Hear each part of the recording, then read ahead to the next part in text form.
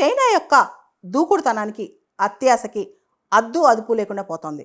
రీసెంట్గా చైనా అరుణాచల్ ప్రదేశ్లో చాలా నేమింగ్ చేసింది, చైనీస్ పేర్లు పెట్టింది.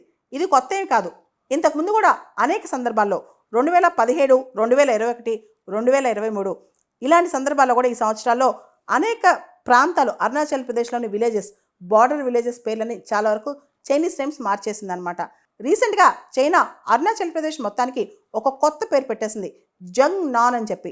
చైనా ప్రకారం అది స్టాండర్డైజేషన్ ఆఫ్ నేమ్స్ అని, కానీ భారతదేశం మాత్రం ఇది కావాలని చేస్తుంది, క్రియేటివ్ నేమింగ్ అనమాట ఇదంతా అని చెప్తుంది భారతదేశం. చైనా ఇదొక స్ట్రాటజీ, అంటే ఇలా ఇన్ఫర్మేషన్ సైకే దెబ్బతీయటం అనమాట. కొత్తగా పేర్లు పెట్టినట్టు ఇది మాదే అని చెప్పుకోవడం, ఇలా చేయటం వల్ల ఏమవుద్ది, మనం చైనా ఇలా చేస్తుందని కొంచెం ఫియర్ క్రియేట్ చేద్దాం చైనా ట్రై చేస్తుంది అనమాట. ఇదే same strategy China south China సీలో కూడా వాడింది. చైనా కొన్నిసార్లు కొన్ని స్ట్రాటజీస్ వాడుతుంది. దానిలోంచి ఇంకో స్ట్రాటజీ సలామీ స్లైసింగ్ అనమాట. అంటే ఏరియా మొత్తం ఒకటేసారి ఆక్యుపై చేయదు, కొంచెం ఎలుక ఎలా కొరుక్కుంటూ వెళ్తుందో అలా కొంచెం ఆక్యుపై చేస్తే వెళ్తుంది అనమాట. మొత్తం ఒకటేసారి తీసేసుకోకుండా